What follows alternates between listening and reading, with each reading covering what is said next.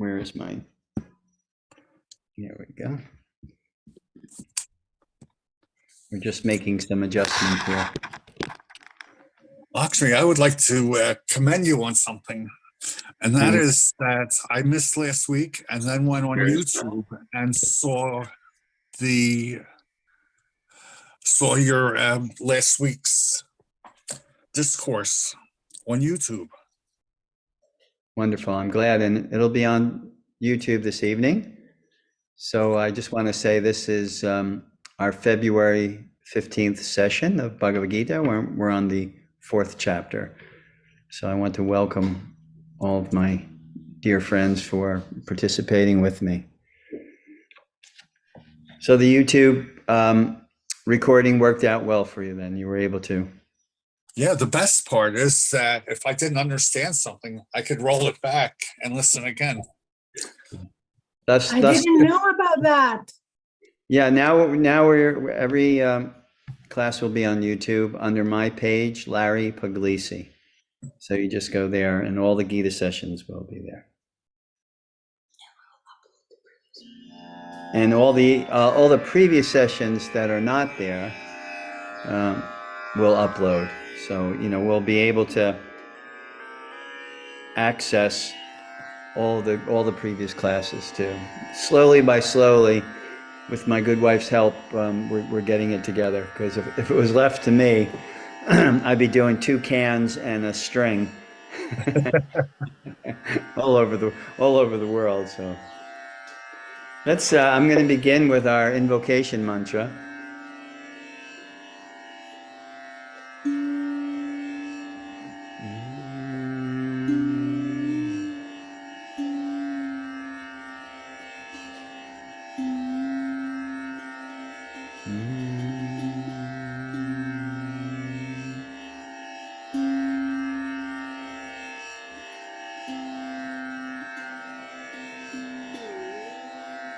And the mantras that I'm going to chant are in perfect accordance with tonight's class, because the crux of this evening's class will be about guru, necessary or not, from the Bhagavad Gita's perspective.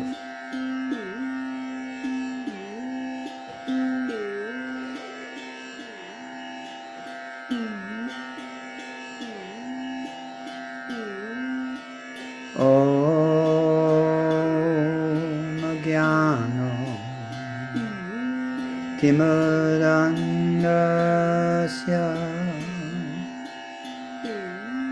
Gyananjana Shalakaya Chakshurum Miritam Jena Tasmai Sri Guruve Namaha Sri Chaitanya Manobishtam Shtapitam Jena Bhutale Swayam Rupa Kadamayam Tadati Swapotantikam Namah Vishnu Padaya Krishna Prestaya Putale Sri Mate Bhakti Vedanta Swaminiti Namine Namaste Saraswati Deve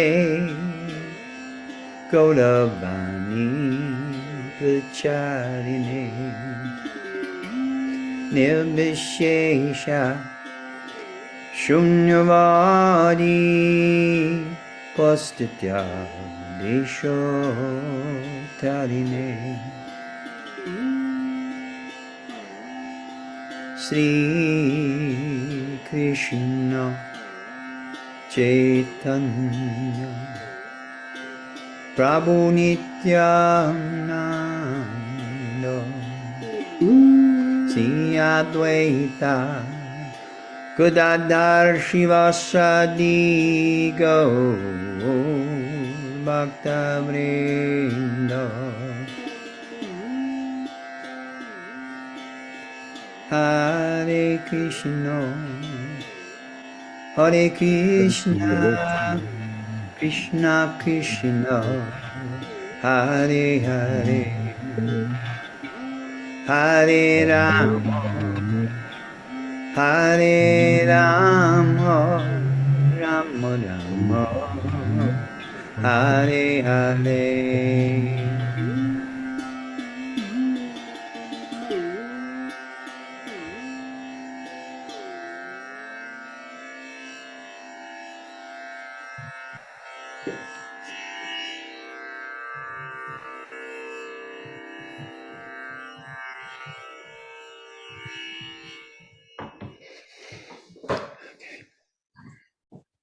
Always nice to start with a meditation, and meditation on, particularly on a topic which is near and dear to the instructions given to us in Bhagavad Gita, and we'll hit that verse hopefully in this class. We'll begin where we left off, which is chapter 4. We're continuing with chapter 4, which is it's a very one of my favorite chapters. Of course, the analogy is used of sugarcane. Wherever you bite into sugarcane, it's sweet. So the Bhagavad Gita, when you're truly and deeply meditating on the instructions in Gita, anywhere you bite into it is very sweet. And particularly, it's a dynamic exchange. As I said in previous classes, that bhakti is reciprocity. There's reciprocity between the divine and ourselves, based on our desire, based on our intentions. So the Gita is so dynamic that whatever is going, and I've done this many times in the course of my over 50 years of studying the Gita, that whenever there is a particular situation in my life, I turn to Gita. Mahatma Gandhi said the same thing. He said words which paraphrase what I just said. Whenever there is difficulty in life, then I simply turn to the pages of Gita, and my issues are resolved. So Bhagavad Gita is dynamic in that way, in the sense that when you have some issues in your life and you're looking, just like Arjuna, he had a big issue in his life and he was looking for a solution. See, we can either live in our predicament and get swallowed by it, or we can use it as a catalyst. Arjuna, as the quintessential example for humanity, even though he was in despair, that's why the first chapter is called Arjuna Vishada Yoga. Arjuna's despair is yoga. We can either live in what is causing us difficulty, creating problems in our life, disturbing our mind. We can sit in that and live in it and get consumed by it, or use that as a catalyst. So Arjuna chose to use it as a catalyst. So that's the nature of Bhagavad Gita. Certainly, we are going to experience challenges in our life. And we can always, when we're in the midst of that challenge, we're in the throes of that challenge, we could always use guidance. Now, it's good to have proper association, good association. One of the loving exchanges, which is described by Rupa Goswami in the Upadeshamrita, or the Nectar of Instruction, is he says there's 6 loving exchanges between devotees. When you, 2 of them are when you are able to confide your mind to a friend, or when you can serve as that friend's confidant. You can listen and provide feedback to that friend. So those are 2 of loving exchanges: to give prasad and to receive prasadam, to give gifts, and to receive gifts are the other 4 out of the 6. So those 6 are described by Rupa Goswami as loving exchanges. So we have at our fingertips and at our disposal the dynamic presence of Bhagavad Gita in our life. So when those issues, those dilemmas, those problems, those challenges occur in our life, we can turn to the pages of Gita. And what I normally do personally is I just open the Gita to wherever and see what Krishna has to say. And more often than not, there is a very specific and profound instruction that puts me back on track, puts me back on the straight and narrow path. So I highly recommend that, because it is one of the many aspects of Gita that we have at our disposal, and we have the good fortune to be privy to this knowledge, by the blessings of whomever has given you that opportunity. In my case, it was A.C. Bhaktivedanta Swami Prabhupada.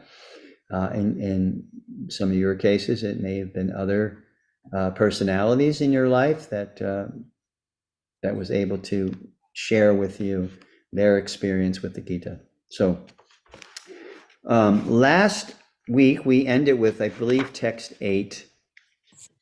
And this first section of the Gita, up until text 10, 11, I believe, let me see, 9, 10.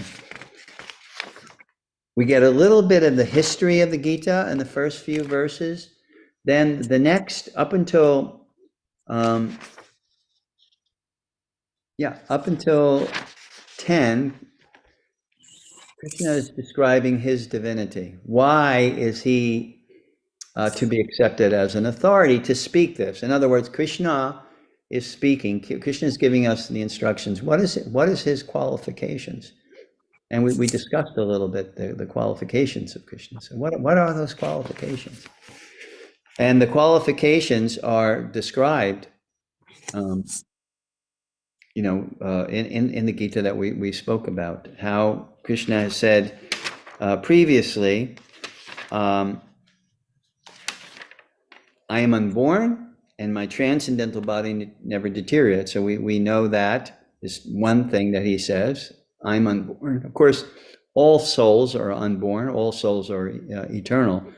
But he makes a very clear indication that his transcendental body, as he appeared in it over 5,000 years ago, is not subject to the same kind of influences that our bodies are subject to.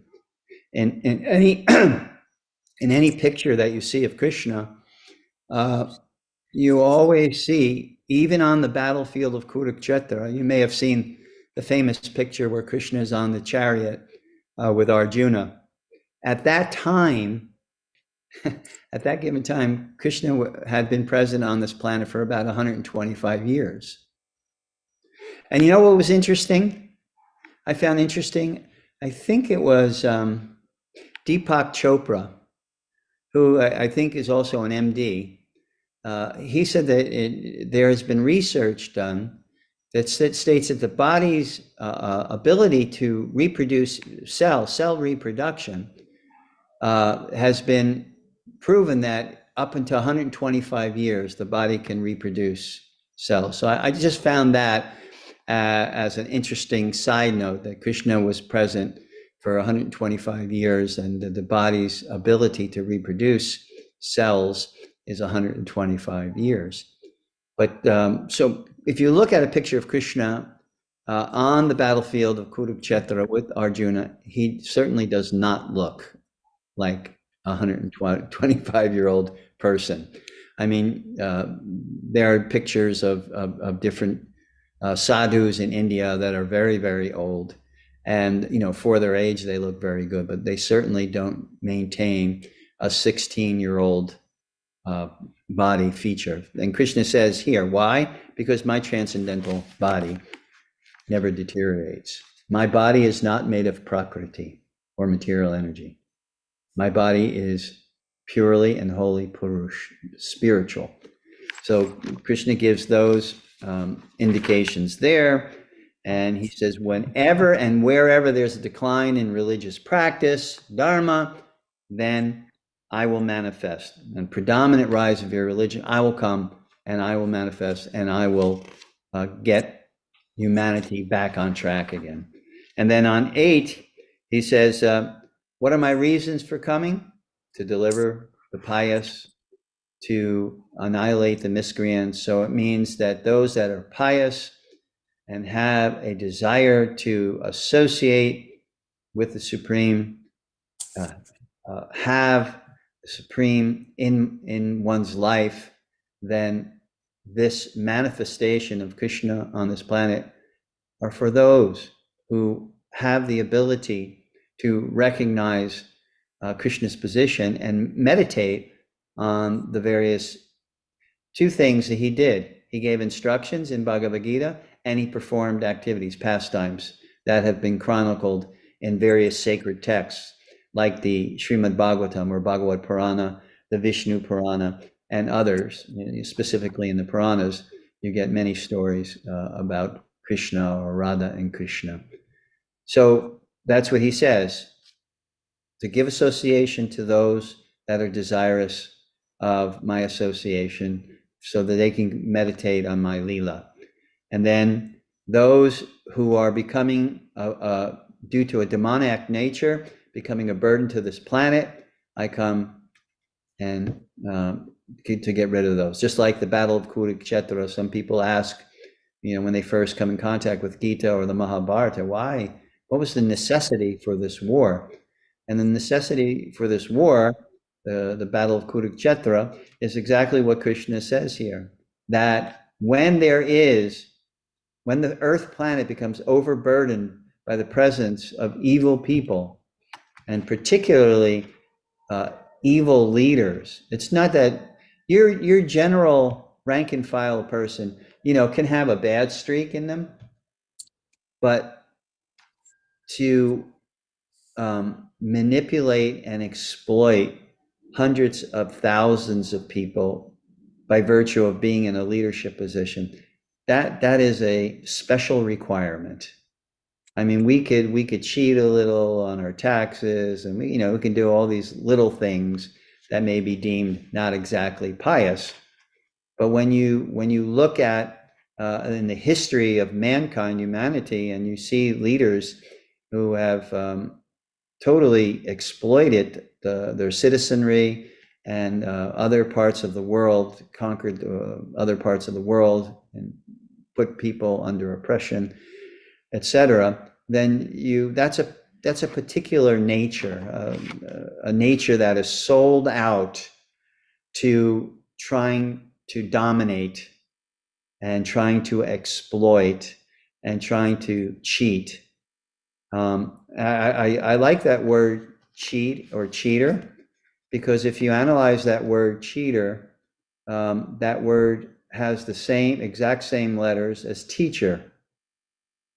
Only if you rearrange cheater and teacher, so a person who comes and pretends to be a teacher or a leader, and is actually with the motivation of exploitation and self-motivated interest, that's not a teacher, that's a cheater.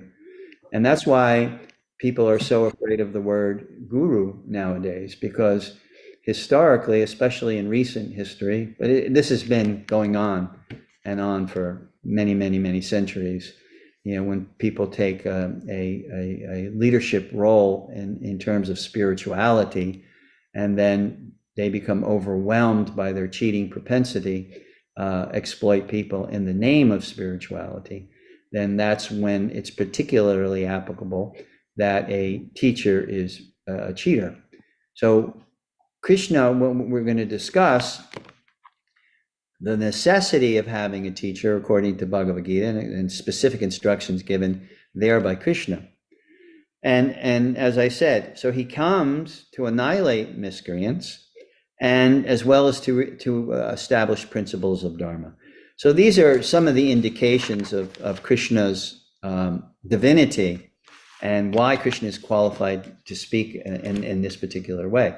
The 9th verse is a very famous verse, quite often quoted by my teacher, A.C. Bhaktivedanta Swami Prabhupada, and it reads as follows: one who knows the transcendental nature of my appearance and activities does not, upon leaving the body, take his birth again in the material world, but attains my eternal abode, O Arjuna. So that is a very profound statement.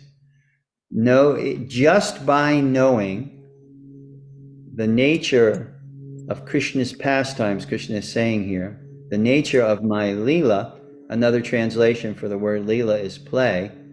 I come to play, I come to perform activities which are attractive to the mind. Now, we have magazines like People Magazine and Vanity Fair, and there's all kinds of magazines and periodicals and TV shows which talk about famous people. And why are they so popular? We have a proclivity, we have an attraction to hear about people, right? Even I'll give you, for example, people, there is like, 40% of the United States that love Donald Trump and 60% of the United States that hate Donald Trump. But you always see both sides of the coin.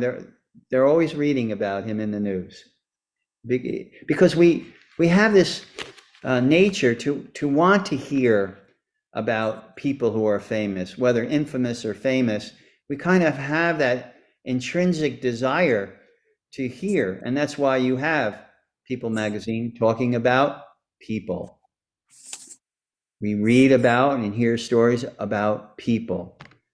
Biographies, we read biographies or autobiographies. It's about a person's life.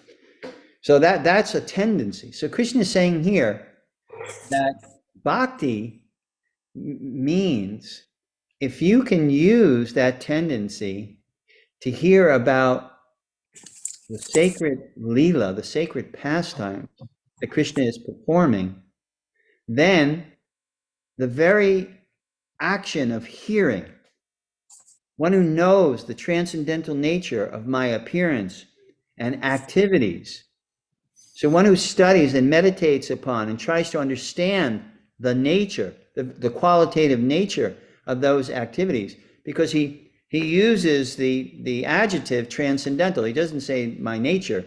He says transcendental. What does transcendental mean? That which is above, that which arises above. So my activities, to paraphrase, my activities, which are not ordinary activities, which are not activities of this world, if you are able to absorb yourself in those activities, you will have a mindset that will help you to remember at the point of death the qualitative nature of those activities. Krishna later says in the 8th chapter, where do we go when we leave this body? In the 8th chapter, Krishna says, we go where the mind goes. Why is sadhana? Sadhana, practice, spiritual practice of yoga, with the yoga discipline. If you're a bhakti yogi, the sadhana of a bhakti yogi is to japa, kirtan, swadhyaya. These are all integral parts of one's sadhana and bhakti. And why do that? Why practice something over and over again? Because it becomes memory, smaranam, remembrance. Memory is there. Just like, why do you do a certain thing, an asana, over and over again? So that the body remembers. And that's why you have a teacher. The teacher helps you to do just the right movement in asana, just the right breath motion in asana. And the body remembers it. And if you don't have a teacher, and you, like for instance, if you watch a hatha yoga teacher on YouTube or in some way where it's on screen. When I was taking yoga in Puerto Rico with a very, very beautiful teacher named Nyeki, Nyeki, like other good yoga teachers, she was there and she was observing when I was doing a posture incorrectly, and she would come over and she would correct it so that the memory is not erroneous. So sadhana is so that our memory at the time of death is not erroneously attached to things, attachments that'll keep us in this under the laws of karma, the laws of action and reaction, and birth and rebirth. So what Krishna, this book of Bhagavad Gita is a moksha text. Moksha text means it is the instructions is to give the soul an opportunity to be liberated from the wheel of samsara, birth, death, repeat birth again, over and over again, innumerable times if it has to, until the soul learns its lesson of its true nature. And its true nature is Satchit Ananda, the nature of Brahman, Satchit Ananda, eternity, knowledge, and bliss. So our sadhana is meant to help us to remember. And then it becomes, when you do something over and over again, there's conscious competence and there's unconscious competence. Conscious competence means when you're making a conscious effort to do something. Unconscious competence means you're on a level where you don't have to, like a very adept musician. They're not thinking, okay, C chord, A chord, G chord. It's just flowing. If you ever watch a good musician, an expert athlete, a well-trained athlete, etc., they're not consciously thinking of their moves. It's flowing because they're on a level of unconscious competence. So sadhana is meant to put us on that level of unconscious competence or remembrance at any moment. Because who can tell me here they are not in old age? I don't care what age you are. You can be like Sid and I in our 70s. You can be in your 30s or your 20s, etc. But who of us can say we are not in old age? What does old age mean? It means the time before death. That's old age, the time before death. So we cannot predict.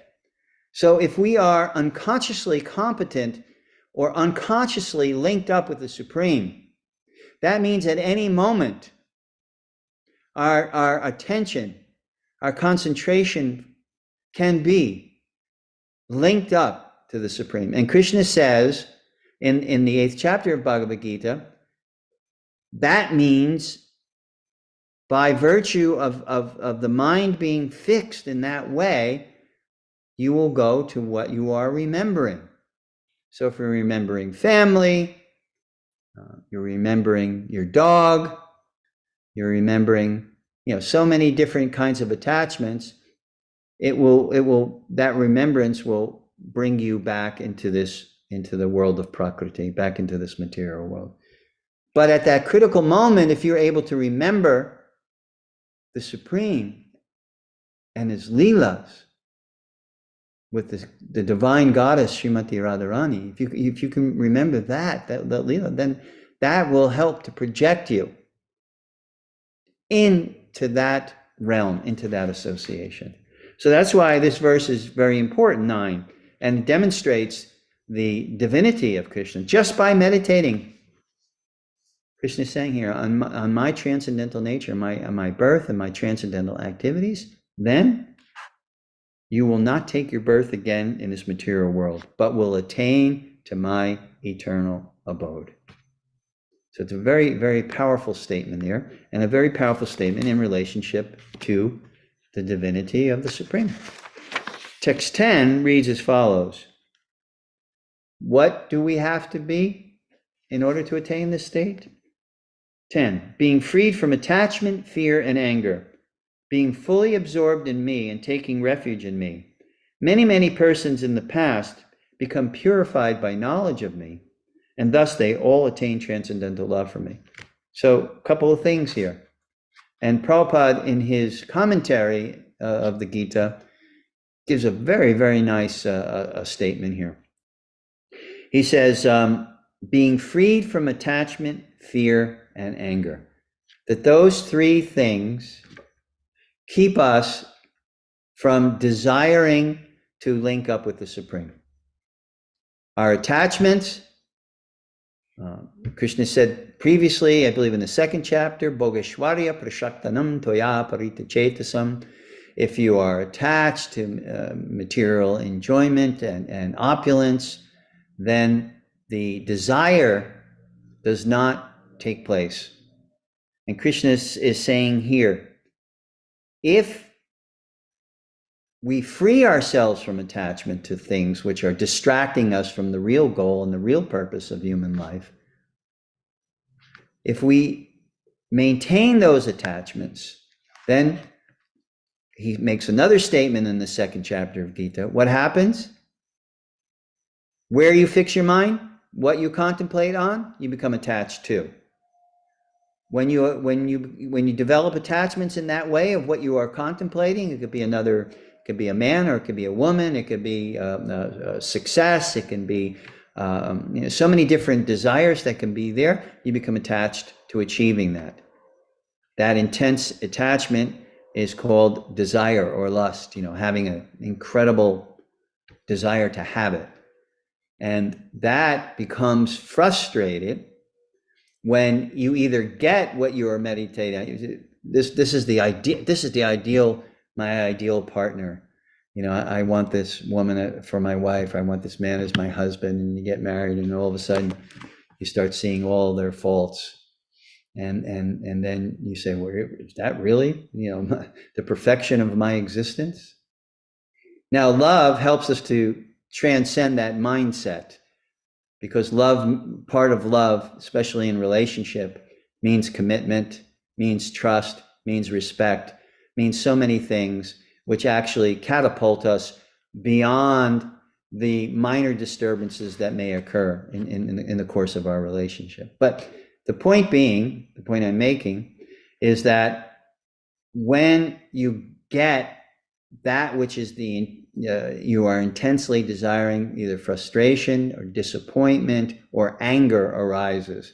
And from that anger, then we according to Krishna, we lose our intelligence, and we don't have the ability to see and to relate to what is the purpose of human life.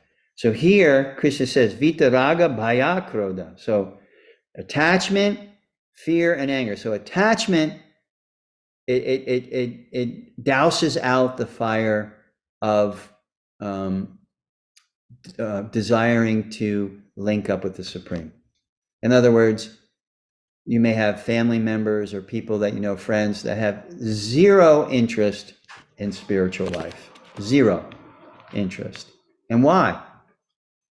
Why would you have interest? To whatever degree you have interest, why would you have interest? And people, whether they be family members or friends or work associates, etc., have zero interest.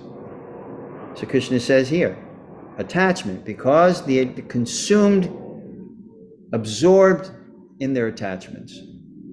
And then another thing that Krishna describes here, fear.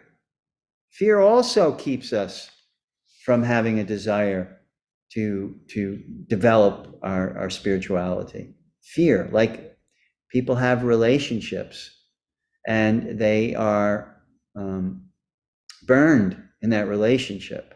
So they're actually fearful of having relationship because of bad experience.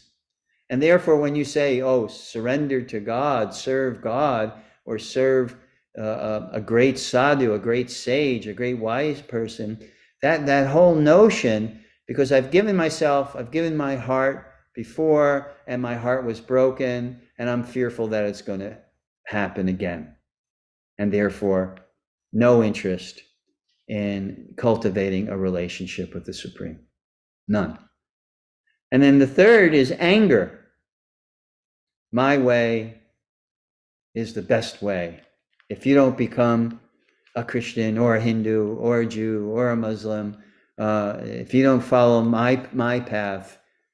So when a person hears that repeatedly, an intelligent person gets angry at that perspective. Oh, I have to become this or that. I have to become a Jew, or I have to become a Muslim, or I have to become a Christian or a Hindu, and in order to know my relationship with God. And if I don't, then I'm damned to hell. And a thoughtful person, that's what drives people to atheism. Because a thoughtful person will say, well, I just don't accept the notion that if there is a God, an all-merciful God, that God will ignore me because I am of a different denomination. When you look at the history of saintly people in any denomination, it is not a coincidence that they are cultivating the same qualities: kindness, compassion, mercy, friendliness, respect. How is it that those qualities almost universally manifest in the heart of a true person, a true saintly person, no matter what path they are following? It's because Prabhupada has said the definition of religion is if you're developing your love for God. That's the definition of religion. He doesn't define it by saying, all the prerequisites to be a Hindu or prerequisites to be a Muslim or whatever. Doesn't say that. He says, if you are developing your love for God, and you have, I come from a Catholic family. I grew up in a Catholic family, and I went to Catholic school for the first 5 years, and we studied the lives of saints. And Saint Francis of Assisi, Saint Teresa, Saint Catherine, all these great personalities who have given their lives in service to God. And then you look, in the Muslim tradition, you have Rumi, and you have other personalities. I'm not familiar, so I cannot quote the various saints and sages of many traditions. But I just recently I listened to a song written by Guru Nanak, and Guru Nanak is the founder of the Sikh tradition, and I was just amazed at the devotion and the expression of devotion in that song. He says, "Koi bole Ram Ram, koi khudai, koi seva goshaye, koi Allah ye." So basically it says, I say chant Ram, I say chant Kudai, which is a name of God in the Sufi tradition. I say chant the name of your teacher with respect and love and reverence. I say chant the names of Allah. So the realization of the universality of the path, the spiritual path, is there amongst every great saintly personality. You look at, in our own tradition, our own bhakti lineage, you look at personalities such as Bhaktivinoda Thakur, who appeared in the 1800s, mid 1800s to the early 20th century, and he wrote so many books. He was so innovative in terms of his approach of bhakti for universal recognition and acceptance. Because bhakti is a principle. Bhakti is not just a hardline path. It is a principle. It is a principle of giving your energy in devotion and with love to the Supreme. And that can be done, from many different perspectives. And Bhaktivinoda Thakur wrote and spoke about that quite often.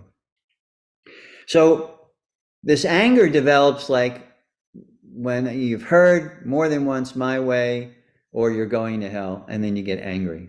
And then the desire for pursuing spiritual life is not there. It's just, it doesn't develop. So Krishna says, being freed from attachment, fear, and anger, being fully absorbed in me and taking refuge in me. So get rid of those attachments, the fear. Don't be afraid.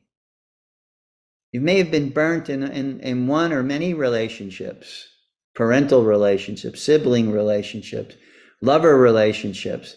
But understand, do not throw the baby out with the bathwater. There is a relationship that is free from any desire for exploitation and cheating. And that is the relationship that one cultivates with the Supreme. So being freed from that, that allows one to become fully absorbed, fully conscious in one's sadhana, which is the cultivation of a mindset which is linked up to the absolute truth, to the Supreme. So let's see what time it is. So okay, good. I have some time. So does anyone have any questions about that? What we've discussed so far? If not, I'll move on to, I want to go over 11 and then I want to move over to teacher. Yes, Sid?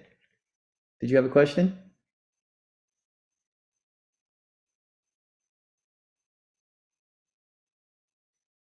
I think you're on mute. Okay, there we go. There you go. So I don't know if this is, I've been reading ahead. So what is a demigod? Oh, it's a good question. And then the second question, it's not a question, but when Gandhi was assassinated, his murderer had a desire to kill Gandhi without Gandhi being able to say the word Ram. And that's how angry he was. And Gandhi was able to utter that before he died. Mm-hmm. But demigod is the question. Oh, and the Gandhi was a footnote. Yes. Oh, okay. All right, got it. Yeah, well, the demigod, it's a long discussion, but basically there are 400,000 species of human life according to the Vedas. And in human life, what constitutes a species is levels of consciousness. So the demigods are these highly evolved personalities. And in some cases, they're so evolved that they take on a function of the operation of this world. For instance, Surya is the sun god. Chandra is the moon god. Indra is the god of thunder and lightning and storms, and also the king of the demigods. And so on and so forth. So you have various demigods who are functionality. They have a function in this world. And you have various demigods who are evolved beings, primarily situated in Sattvagun.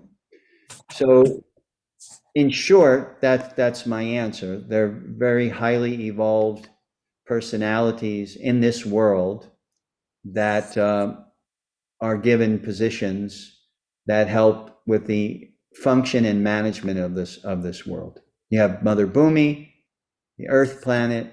You have Varuna, the water. You have Vayu with the wind. So what it does, it makes you conscious of the fact that you can link up in relationship with every single aspect of your life.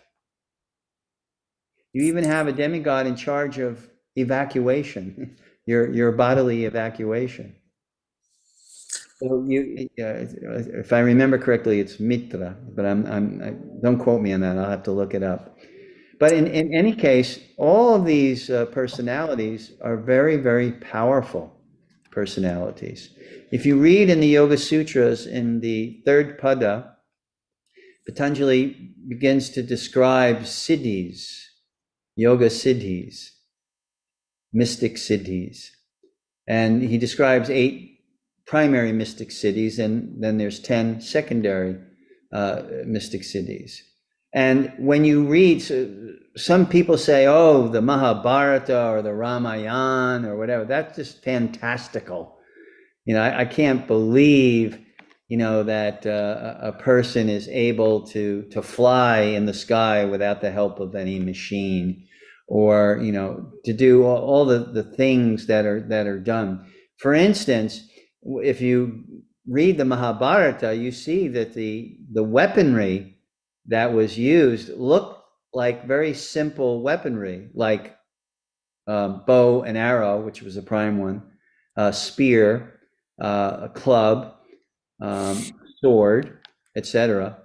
But in the hands of a Maharati, which means a great warrior, who had the ability to infuse a certain energy into that weapon, then that weapon was able to do amazing things. Like Arjuna would shoot one arrow at his opponent and it would turn into thousands of arrows.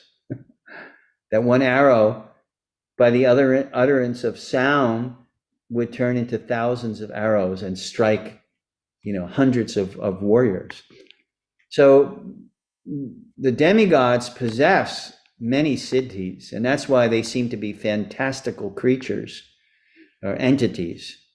But when we study, the various sacred texts, and, Patanjali explains it from a very psychological perspective, how you can even develop these siddhis. He warns against it, but he tells you how you can develop them. He said, because what happens is, if you're not properly evolved spiritually, then you become enamored by those siddhis. And that becomes your absorption, the use of your siddhis for your own desires. So demigods, they don't incarnate? Yes, they can. Oh. Yeah, and it's described when Krishna appears. See, their lifespan, first off, is much, much, much longer than ours. Every lifespan of every species is described as 100 years to them in that particular body. For instance, how long does a fruit fly live? Do you know? From my understanding, it's about 72 hours. That's the existence. But to that entity, that consciousness pervading that fruit fly body, it seems like 100 years. So time is relative to the species. So for humans like you and me, 100 years is very relatable. We can relate to 100 years. We know that there's a lot of people that live to be, either close to 100 or 100 or over. The demigods live for hundreds of thousands, even millions of years. So their span of time relative to us is very, very great. But to them, it's 100 years. So they can incarnate, just like when in Krishna Lila. Krishna's Lila was around 125 years. So Krishna asked them to come and to participate in his Lila, which they did. Many different personalities within Krishna Lila were demigods, were participating as Krishna's friends or in other capacities. So yes, they can incarnate. But just like every other human form, they also have an end, a demise, just like we do. When their 100 years relative to their particular time frame ends, then they expire also. Just as we do, when our time frame is up, we expire also. So does that answer your question about demigods? Absolutely. There's a lot more we could share in private. Does anyone else have any question? I see in the chat group, if someone's there, they could do me a favor and read the chat and see if anyone is asking a question, and then say what the question is. Because I have some, No. my wife has No. hooked me up with some new technology, and I'm fumbling. No, there. Lakshmi, they are the texts that your wife, I guess, posted. Oh, okay. All right, good. Thank you. So if there's no other questions, then I'm going to just touch on the next portion of our study of the fourth chapter. To do a complete study of the fourth chapter would be very long. I'm just going to go right to text 34, which I feel is a very important point that Krishna is underscoring here.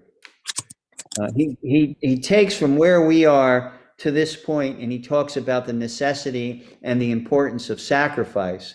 And sacrifice, in short, in a nutshell definition, means doing an activity in such a way as it becomes an offering to the Supreme, and thus transcendentalizes or spiritualizes that action. So there's a lengthy discussion about that all the way up until this point. And I'll start with text 33, where Krishna concludes that section about the importance of sacrifice and gets into this particular point. O chastiser of the enemy, the sacrifice performed in knowledge is better than the mere sacrifice of material possessions.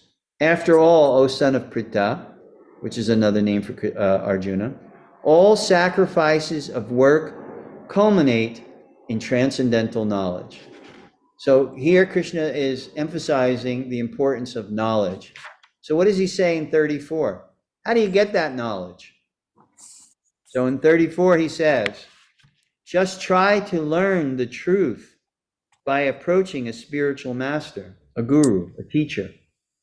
And I may add a footnote to this, an adjective, a qualified, or the word that Prabhupada used quite often, bona fide spiritual master. Inquire from him submissively and render service unto him. The self-realized souls can impart knowledge. So what does Krishna say previously?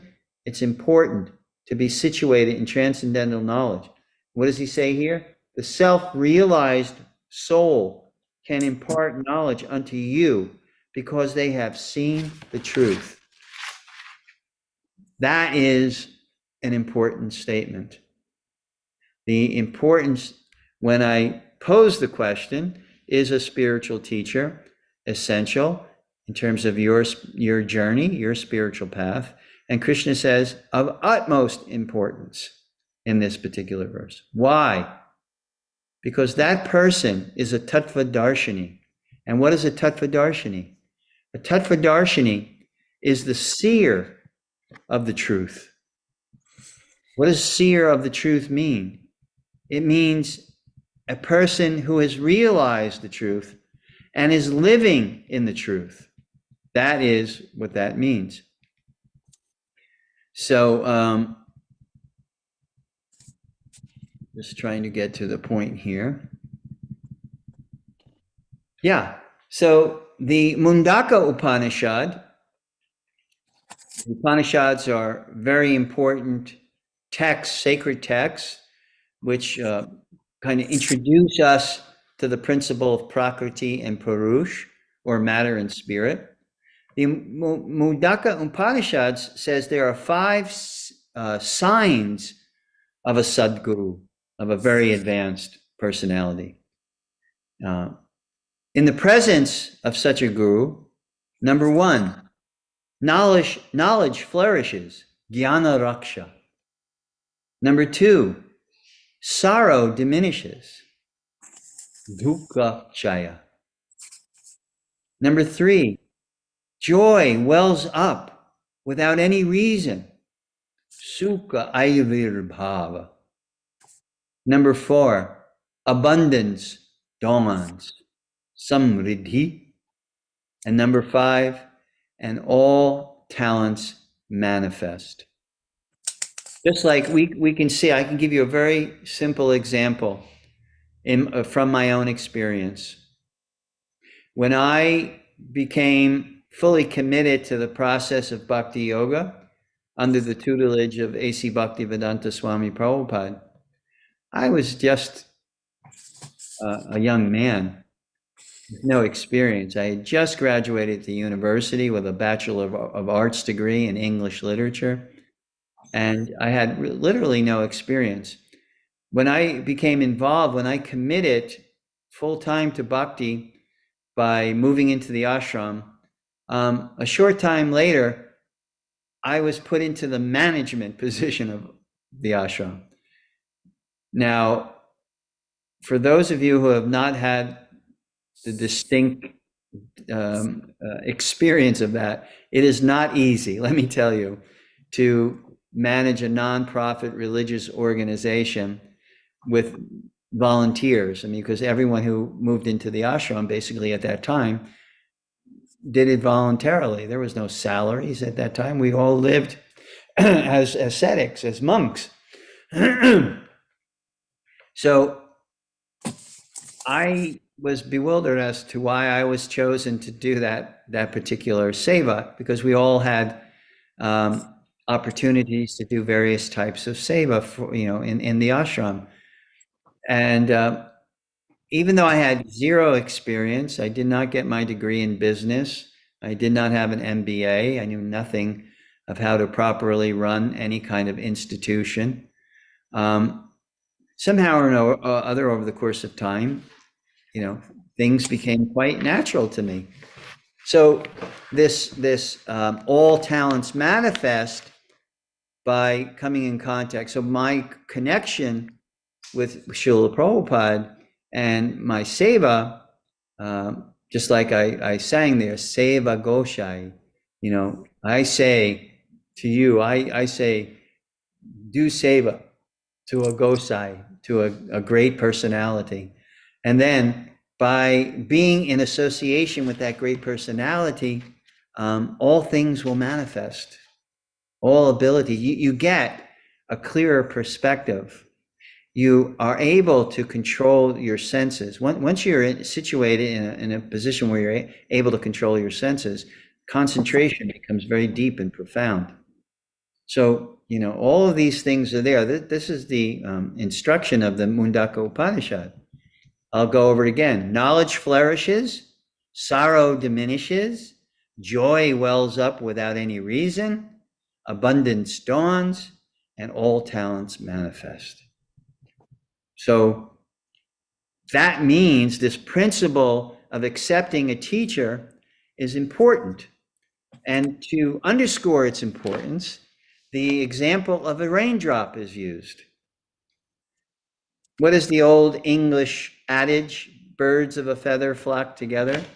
So if you're serious about spiritual life and your evolvement on your path, then you similarly are attracted to personalities who have the same level of commitment as you do, because there is support, there's a support system that helps you, and there is example.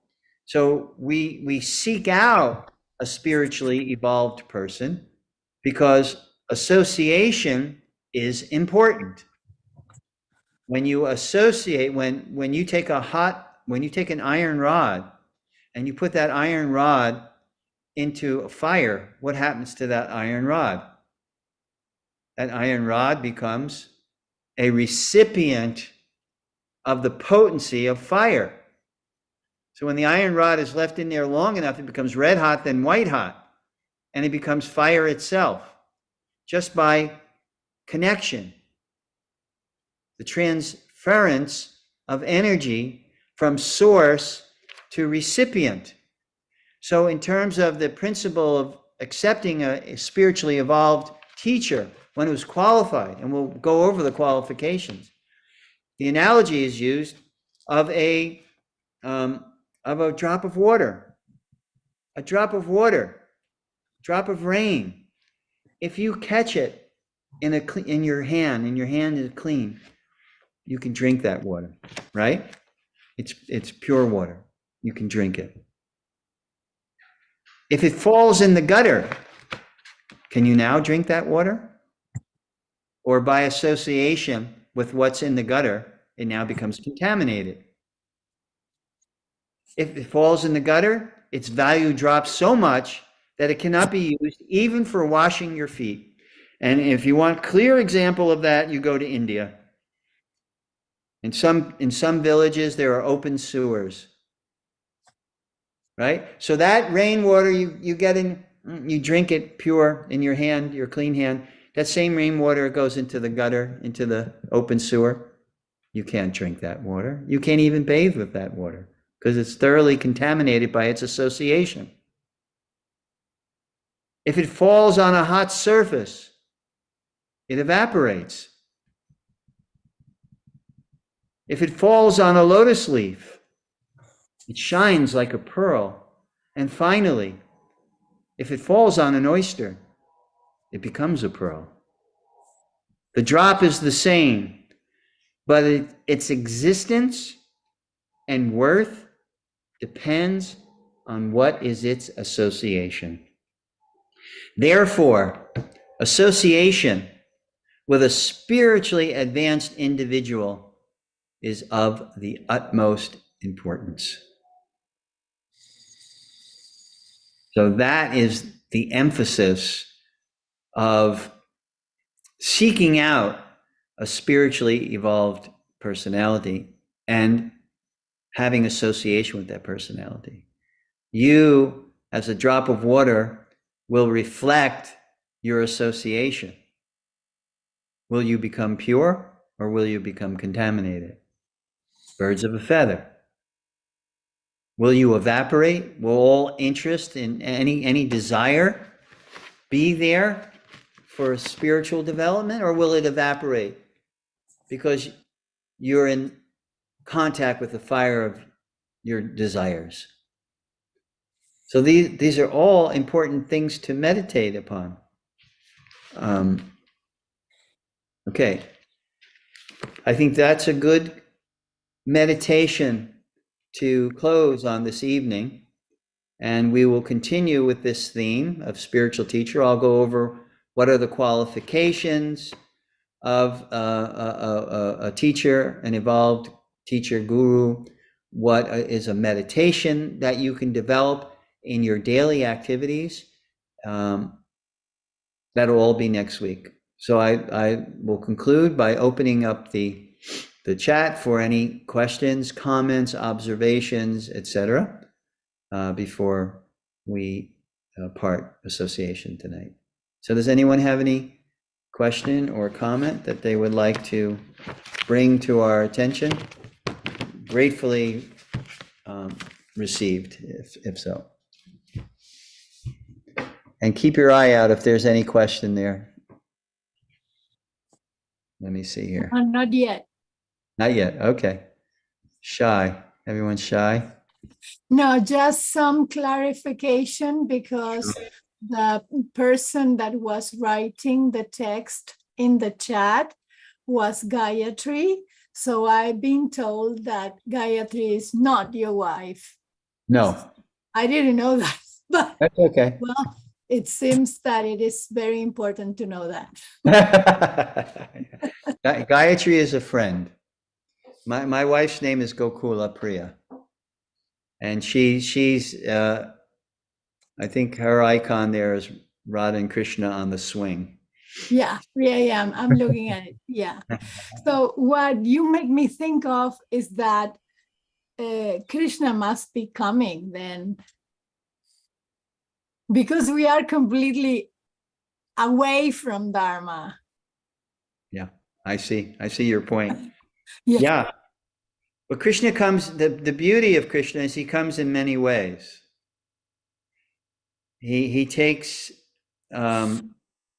he performs his function or his duty in many different ways. He may come personally, he may incarnate as an avatar, he may come as a great personality, saintly personality.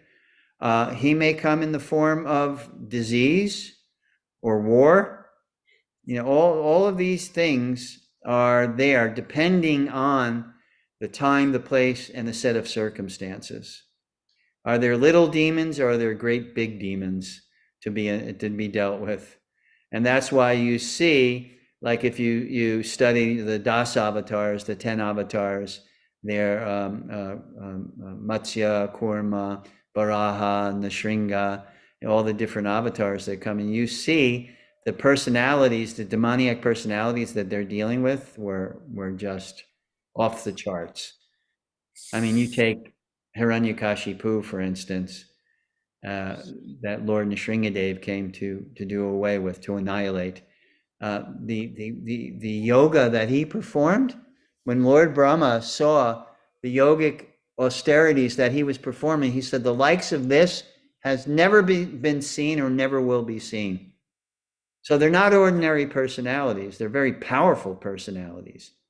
And when you read the austerities that Hiranyakashipu went through, if you were to go to a yoga studio and they told you to do that, you would say, get out of here. I won't be able to stand on one leg for 100 years. Are you crazy? If I could stand on one leg for 5 seconds, I'll be lucky. But, so that's what constitutes Krishna coming directly, because he had to deal with Shishupal and Dantavakra and Kamsa and Aristasura and so many. The names go on and on and on. There was an overwhelming presence of demoniac personalities that had to be done away with. And in one fell swoop, this battle of Kurukshetra got rid of many, many, many. That's one of the many reasons why there was the battle of Kurukshetra. Any other question? Gayatri, you're quiet. Do you have any questions? No, today everything was clear. Thank you. Oh, okay. Krishna Prabhu. I guess that's a compliment, Gayatri, because you're usually That's every time it's interesting. It's just today I was more or less familiar with the topic. That's why I didn't have questions. Oh, okay, good. Great. Okay. Yeah, Shaktiman. Yeah, sorry to cut you, Prabhu. It's so interesting that the point I noticed was everything in Sanatana Dharma is so personalized, right? There's we call cow as mother, we see mother nature, we call mother nature, we call sun god, moon god. There's a personified form of Vedas, and even Harinam has a form. So it's so interesting that everything has a personality. Yes. Right. That's how we see in Sanatana Dharma. This is what I learned when I came to ISKCON. I mean, I was born a Hindu.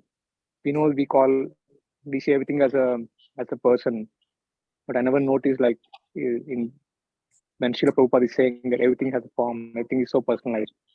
Yes. So interesting. At the same time, I want to know what's your feeling when you hear that everything has a form, like coming from the Western world, Western mindset, like brought up a Catholic, right?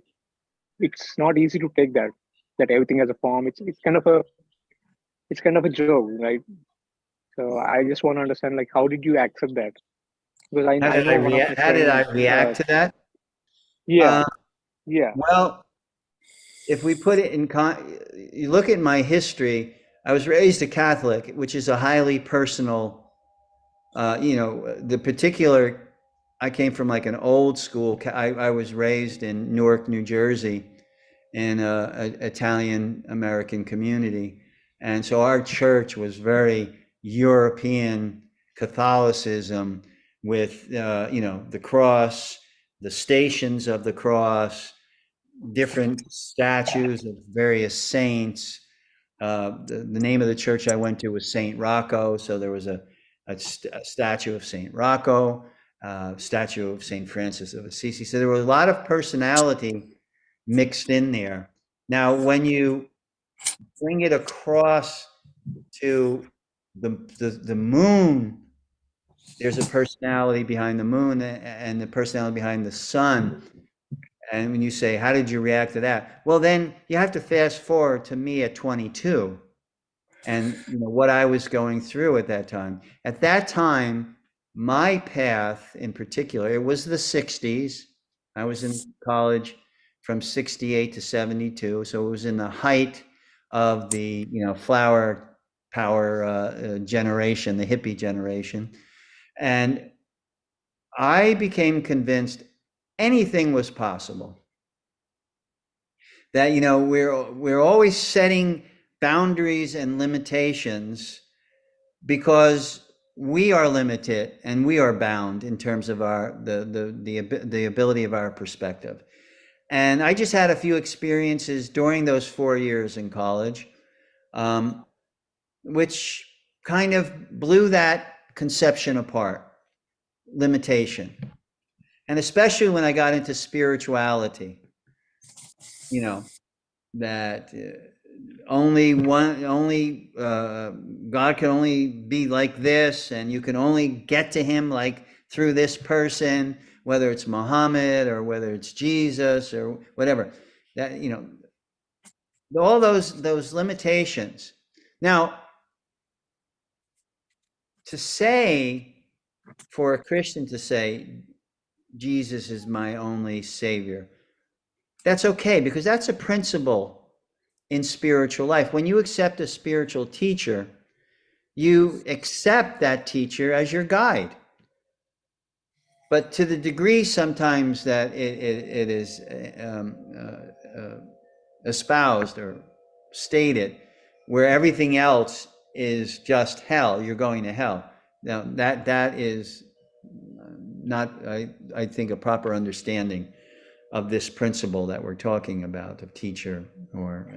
So for me at that point, to get back to your question, Shaktiman, at that point, that was blown wide open for me during those 4 years, this whole notion of limitation. And I came to the point of accepting that there were things beyond my understanding.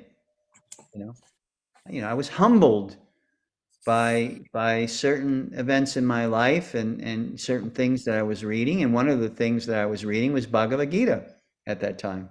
Started reading Bhagavad Gita in my sophomore, junior year. So that would put me at 70, 71. I started reading Gita.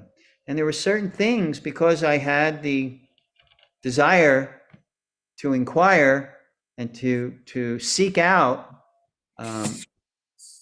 it put me in the understanding that there are things beyond my understanding, and that are far beyond. So I was able to accept an elephant-headed personality. I was able to accept a personality with dreadlocks, the moon in his hair, and garlanded in snakes.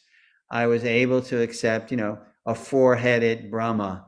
I said, okay, yeah, that's cool. At least that openness didn't present any barriers.